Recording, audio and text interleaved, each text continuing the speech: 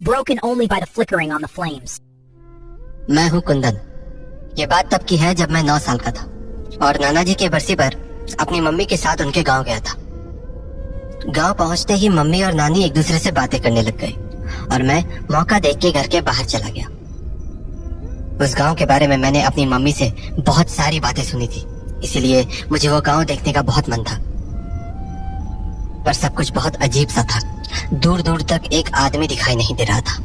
ऐसा लग रहा था जैसे इस गांव में बस हमारा ही परिवार हो। कुंदन। हाँ, अरे अनु मासी, आप कहाँ थे? काम पे गई थी, अभी लौटी हूँ। तुम बाहर क्या कर रहे हो? अंदर चलो। हाँ, मैं वो गांव देख रहा था। सुबह देख लेना, अभी अंदर चलो। प्लीज मासी, मुझे ये पूरा गांव देखना है। इस गांव में देखने लायक कुछ भी नहीं है। मासी, कुछ तो होगा, आप घुमा दो ना थोड़ी दूर मुझे। मना किया ना मैंने, जिद मत करो और अंदर चलो। मासी प्लीज ना, वो सामने वाले बगीचे तक ही बस चलो ना। बगीचा ही तो नहीं जाना है। मतलब कुछ नहीं। पर मासी, कहा था ना अंदर चलने को। चलो, अब तो डांट भी पड़ेगी। तो मैं और मासी घर के अंदर चले गए और कुछ ही देर बाद मम्मी और नानी खाना खाकर सोने चली गईं और मैं मासी से बात करने लगा। मासी, इस गांव में लोग नहीं है क्या? क्यों? शाम में जब मैं बाहर था मुझे कोई भी नहीं दिखा था। ऐसा क्यों मासी? इस गांव में शाम के बाद लोग अपने घरों के बाहर नहीं निकलते हैं। क्यों? है कुछ वजह? क्या? कहा ना कुछ वजह है। क्या करेगा जान के? प्लीज मासी बताओ ना, मैं किसी को नहीं बताऊंगा। मासी बताओ ना, क्या वजह है? वजह बगीचा है। बगीचा? वो हमारे घर के पास वाला? उसका क्या मासी? वो बगीचा अच्छा नहीं है। मतलब कि उस बगीचे में कुछ है। क्या है? कुछ अजीब, कुछ ऐसी ताकत जो बुरी है। बुरी क्यों? क्योंकि आज तक उस बगीचे में जो भी गया वो कभी लौट के नहीं आया। क्यों? कहाँ गए वो लोग? कोई नहीं जानता, इसलिए उस बगीचे में नहीं जाना है। यहाँ तक कि शाम के बाद तो उसके आसपास भी कोई नहीं जाता, चाहे इंसान हो या जानवर। पर क्यों मासी? कहते हैं वो बगीचा लोगों को अपने पास खींच लेता है। खींच लेता है? पर कैसे? उस बगीचे के पास जाते ही अजीब आवाजें सुनाई देने लगती हैं, जैसे तुम्हें बुला रही हो। वहाँ पर हमेशा कोहरा रहता है, चाहे मौसम कैसा भी हो। कभी बगीचे के अंदर से किसी की चीख सुनाई देती है, तो कभी किसी के हंसने की आवाज। ये तो बहुत डरावना है मासी। अजीब बात तो ये है कि इतनी डरावनी आवाजें सुनने के बाद भी इंसान उस बगीचे की ओर खिंचा चला जाता है। और एक बार किसी ने उस बगीचे के अंदर कदम रख दिया तो उसके बाद उसका लौटना मुश्किल है। इसलिए शाम के बाद कोई भी काम वाला बगीचे की तरफ नहीं जाता और ना ही हम घर के बाहर निकलते हैं। और मासी, ये सब बातें सच है क्या? ये कोई मजाक नहीं है कुंदन। पिछले साल ही 2 लोगों ने उस बगीचे में जाने की बेवकूफी की थी। फिर वो लोग आज तक लापता हैं। पर मासी, वो बगीचा ऐसा क्यों है? मुझे ठीक से तो नहीं पता, पर बड़े बुजुर्ग कहते हैं कि कुछ साल पहले उस बगीचे में गांव के बहुत सारे लोगों ने एक साथ आत्महत्या कर ली थी। एक ही साथ? एक ही रात में लगभग पूरा गांव खत्म हो गया था। पर उन्होंने ऐसा क्यों किया मासी? कुछ साल पहले गांव में एक जमींदार हुआ करता था। उसने धोखे से सभी गांव वालों की जमीन पर कब्जा कर लिया था। गांव वालों ने उसके खिलाफ बहुत आवाज उठाई, कोर्ट कचहरी के चक्कर भी काटे, पर फिर भी कुछ नहीं हुआ। फिर क्या, गांव वालों के पास और कोई चारा नहीं बचा तो अंत में उन सब ने मिलकर उसी बगीचे में जाकर आत्महत्या कर ली।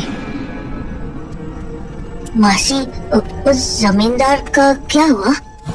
हाँ? रात हो गई है, हमें सो जाना चाहिए। पर मासी, उस जमींदार का क्या हुआ? पता नहीं। पर मासी, कहा ना पता नहीं। अब इस बारे में और बातें नहीं, रात बहुत हो चुकी है, जाओ जाकर सो जाओ। मासी, आप उस बगीचे में गए हो? पागल हो गए हो क्या? मैंने कहा ना उस बगीचे के आसपास कोई नहीं जाता। तुम अपना दिमाग कम लगाया करो, समझ गए? जाओ जाकर सो जाओ, रात बहुत हो गई है।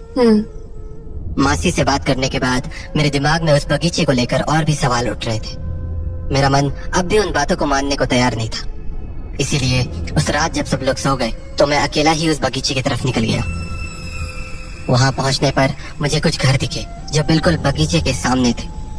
उन घरों को देखकर ऐसा लग रहा था मानो वो कई दिनों से बंद पड़े हों। दरवाजों पर मकड़े के जाले लग चुके थे और लगभग पूरे घर की दीवार पर जंगली घास उग चुकी थी, पर फिर भी उन घरों के बाहर एक लालटेन लटकी हुई थी। मुझे यह देखकर थोड़ा अजीब लगा। मैंने सोचा भला इन घरों में लालटेन किसने चलाई होगी, यहाँ तो कोई रहता भी नहीं है। मैं उन घरों को देख ही रहा था कि तभी बगीचे का दरवाजा दीवार से टकरा गया और रात के सन्नाटे में वो आवाज पूरे गांव में गूंज गई। आवाज के शांत होने पर मेरा ध्यान बगीचे की ओर जाने वाले रास्ते पर गया। पूरे रास्ते में सूखे पत्ते बिखरे पड़े थे और घास इतनी बढ़ गई थी कि जमीन देख पाना मुश्किल था। और उस बगीचे के अंदर के पेड़ अंधेरे और कोहरे के बीच छुप से गए थे। मुझे यह बात भी अजीब लगी थी क्योंकि बगीचे के बाहर कोहरा बिल्कुल भी नहीं था। फिर मैंने सोचा हो सकता है पेड़ ज्यादा होने के कारण बगीचे के अंदर कोहरा हो। मैं ये सब सोच ही रहा था कि मुझे बगीचे में से किसी के भागने की आवाज आई, पर जब मैंने बगीचे की ओर ध्यान से देखा तो मुझे वहां कोहरे के अलावा कुछ नहीं दिखा। मैंने उस बात को अपना वहम समझकर टाल दिया और बगीचे को करीब से देखने की सोचने लगा, पर तभी मुझे ऐसा लगा जैसे मेरे आसपास कोई खुसफुसा के बात कर रहा हो। मुझे बिल्कुल समझ नहीं आ रहा था कि वो आवाजें कहाँ से आ रही थी। धीरे धीरे वो आवाजें और भी तेज होने लगी। अब मुझे हल्का डर लगने लगा था। मैंने सोचा घर लौट जाता हूँ, पर तभी वो आवाजें किसी इंसान की आवाज में बदल गई और मेरा नाम पुकारने लगी।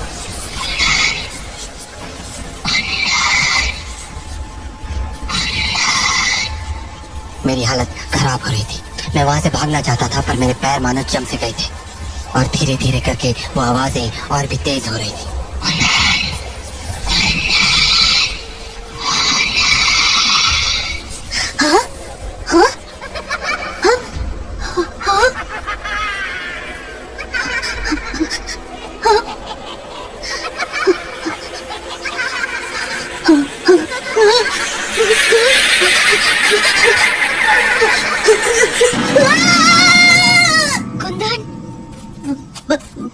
मासी, क्या कर रहे हो तुम यहाँ?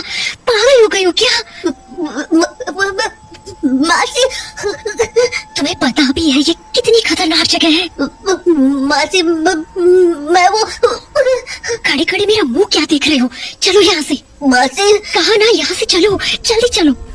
जिस तरह से मासी मुझे वहां से घर लेकर आई थी, मुझे समझ आ गया था कि मैंने कोई बहुत बड़ी गलती कर दी है, पर मैं ये समझ नहीं पा रहा था कि आखिर मासी इतनी डरी हुई क्यों थी। अगले दिन मासी और मम्मी को किसी काम से मार्केट जाना था, तो वो मुझे नानी के पास छोड़ गए।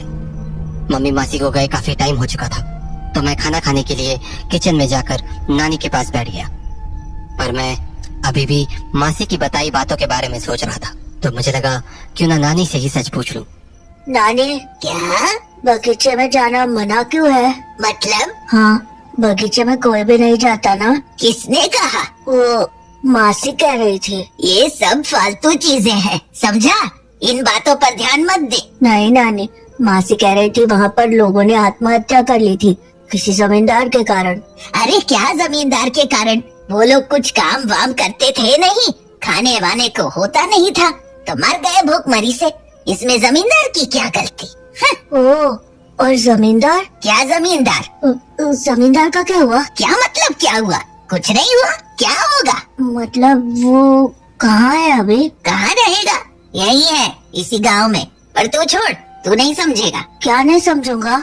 बताओ ना नानी, कहाँ है वो जमींदार? अरे क्या करेगा जानकर, तुझे थोड़ी दिखेगा वो। हाँ? क्यों? क्यों नहीं दिखेगा? बस ऐसे ही। अब बातें मत कर और खाना खा। नानी, पर वो है कहाँ? बताओ ना। अरे यही तो बैठा है तेरे बगल में, तुझे ही देख रहा है। हाँ? मेरे बगल में?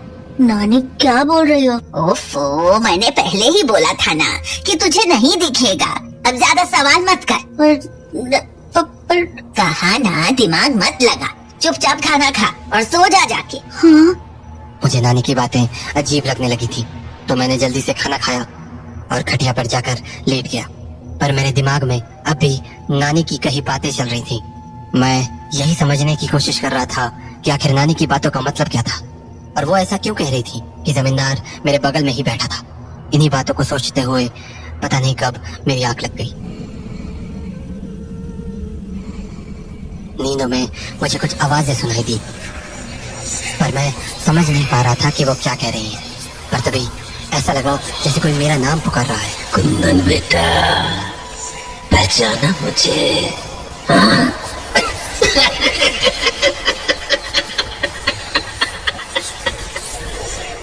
मैं उन आवाजों को ध्यान से सुन ही रहा था कि तभी मेरी आंखों के सामने मेरे नाना का चेहरा आ गया।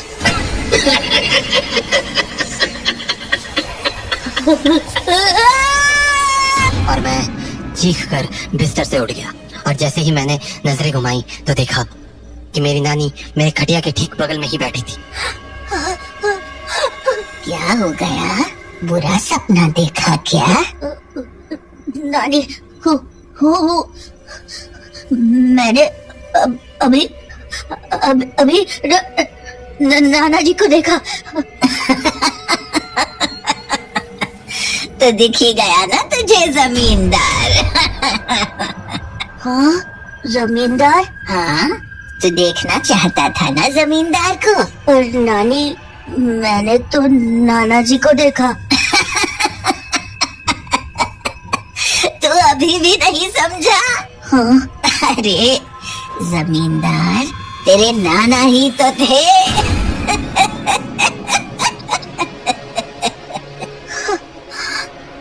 मुझे ये तो नहीं पता कि जमींदार वाली कहानी की असलियत क्या थी, पर उस रात के बाद मैं इतना तो जरूर समझ गया था कि वो गांव सचमुच भूतिया था और उसका कुछ न कुछ संबंध मेरे नाना नानी से जरूर था।